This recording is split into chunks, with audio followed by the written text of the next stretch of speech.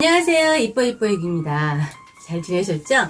점점 나이가 들수록요, 기미나 잔주름도 속상하지만, 피부 탄력이 없어서 막 처지게 돼서 속상하잖아요. 심지어 자고 일어나면 또 베개 자국도 한동안 없어지지 않아서 좀 당황할 때도 있고, 피부가 처지다 보니까 나이도 들어 보이고, 예전처럼 운동을 똑같이 해도 피부 탄력이 점점 떨어지는데요. 이건 주로 콜라겐 단백질 감소 때문이라고 합니다. 또한 자외선이 콜라겐 감소 원인도 되는데요. 그러니까 평소에 정말 꾸준히 1년 4계절 선크림 발라주는 거 정말 중요할 것 같아요. 흔히 교온질이라고 불리는 그 콜라겐은 대부분의 동물이나 특히 포유동물에서 많이 발견되는 섬유 단백질인데요. 피부와 연골 등 체내 모든 결합 조직의 대부분을 차지한다고 해요. 콜라겐은 피부나 뼈나 머리카락 등을 구성하는 그 단백질의 일종이잖아요. 특히 피부 진피의 70%를 차지하는데 그 표피 아래에 있는 진피 있잖아요. 거기에 한 70%를 차지한다고 해요.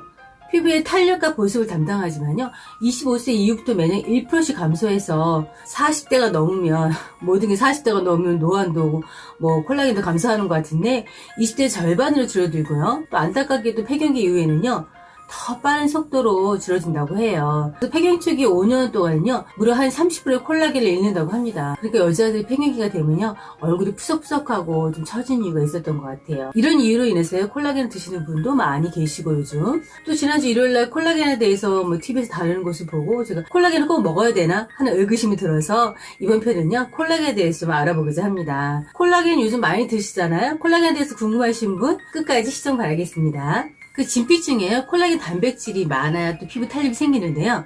노화와 자외선 등으로 인해서 콜라겐 단백질이 감소하면요, 피부 탄력이 떨어지고 또 살이 빠져 보인다거나 또 탄력이 없는 모습이 되는데요. 노화가 진행되면 피부 탄력이 조금 사라지고 기록도 예전 같지 않다고 하시는 분도 계시고, 그래서 콜라겐 단백질을 보충해주는 게 좋다고 하시는 분도 계시는데요. 다만 콜라겐 단백질은요, 피부에 바르거나 또 팩을 위해서는 흡수가 어렵다고 합니다. 그래서 피부와 근력 등에 채우기 위해서는 저분자 콜라겐이 중요하다고 하는데요. 또한 콜라겐을 건강하게 유지시키려면요, 물을 충분히 마셔야 된다고 해요. 피부를 위해서는 물을 마시라는 얘기는 귀에 딱지가 않도록 항상 하는 말인데 정말 중요하니까 그런 말을 많이 하겠죠. 콜라겐을 포함한 이 모든 인체 조직은요, 수분이 부족하면 마르면서 기능이 떨어진다고 해요. 따라서 하루 2리터 이상 물을 마시고요.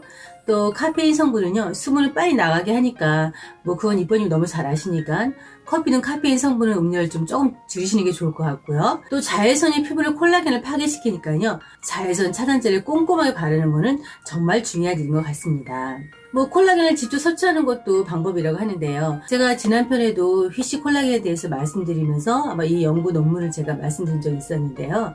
독일 TL이라는 대학에서요, 35세에서 55세 여성 69명을 대상으로 8주간 하루 2.5에서요 5g의 콜라겐 보충제를 섭취하게 했더니 4주 만에 피부 탄력과 수분량이 증가했다는 2014년 연구 결과가 있다고 해요. 이에 더해 콜라겐을 체내 흡수가 잘 되는 저분자 펩타이드 형태로 먹는 것이 효과적이라고 하는데요. 분자가 큰 콜라겐은요, 몸에 흡수가 잘 안 되잖아요. 콜라겐을 드시면 어차피 체내에서요, 소화 효소에 의해서 쪼개지고 또 펩타이드 형태로 바뀌어서요, 인체에 흡수된다고 해요. 저분자 콜라겐 펩타이드는요, 피부 속 콜라겐과 동일한 구조라고 하는데요. 콜라겐 펩타이드는요, 식품의약품 안전처로부터요, 피부 보습에 도움을 줄 수 있고, 또 자외선에 의한 피부 손상으로부터 피부 건강을 유지하는 데 도움을 줄 수 있다고 기능성 인정받았다고 해요. 그렇지만 이렇게 콜라겐의 인기와 성장에도 불구하고 콜라겐의 안정성과 효능에 대해서는요, 의문점이 여전히 많다고 합니다. 콜라겐 섭취가 건강에 긍정적인 영향을 미치는 연구 결과도 많이 있지만 콜라겐 제품 섭취에도 영향을 미칠 수 있는 정도가 아주 미미해서 효과가 크게 없고, 또 기타 오염물질로 인해서요, 인체에 해가 될 수 있다는 주장도 존재하기 때문이라고 합니다. 또한 식품 알레르기가 있다면 콜라겐 섭취 시 성분을 반드시 확인해야 되는데요. 유통되고 있는 콜라겐 대부분은 소나 돼지나 또는 생선의 원재료이고요. 또 비소와 구리와 같은 중금속이 있을 수 있다고 합니다. 이 중 돼지와 소에서 섭취한 동물성 콜라겐은요, 알레르기 증상이 일어나기 쉬운 것으로 알려져 있기 때문에, 또 콜라겐 제품 중에는 크레아틴이라는 동물의 근육에 포함된 크레아틴이라는 신장에 부담을 주는 독성 물질이 있을 수도 있다고 합니다. 또한 만성 신장 질환이 있는 환자 역시 단백질 섭취를 제한해야 되는데, 먹는 콜라겐 역시 단백질이므로 함부로 섭취해서는 안 된다고 해요.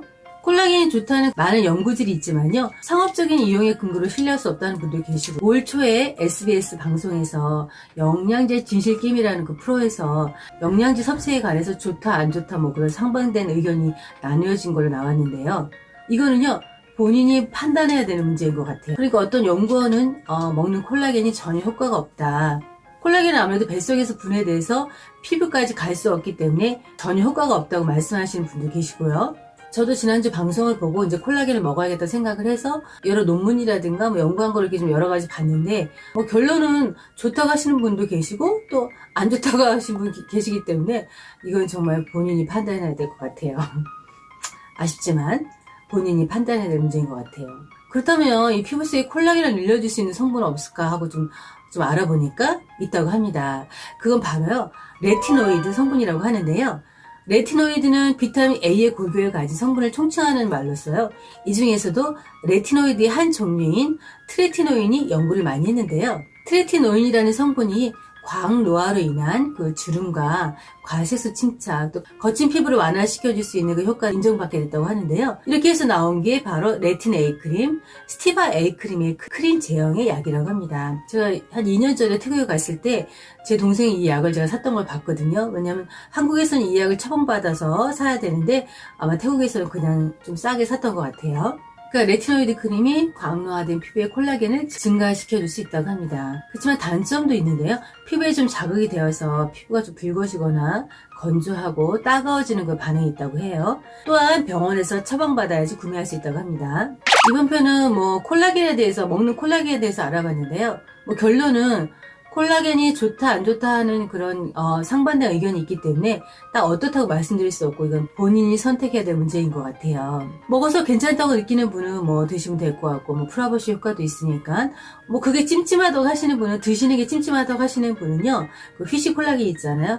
제가 지난 편에도 말씀드렸는데 피쉬 콜라겐, 생선 껍질을 이렇게 볶아서 드시거나 이런 식으로 해서 또 음식으로 대체해서 드셔도 좋을 것 같습니다. 이번 편은 콜라겐에 대해서 알아봤는데 어떻게 조금이라도 도움이 되었나요? 다음 편에는요, 스티바 A 크림에 대해서 좀 더 자세히 알아보고자 하니까요, 다음 편도 시청 부탁드리겠습니다. 조금이라도 도움이 되셨다면요, 좋아요, 구독 부탁드리겠습니다. 오늘 하루도요, 해피 프리티 하루 되시고요. 저는 불타는 금요일날 여러분 다시 찾아뵙겠습니다. 감사합니다.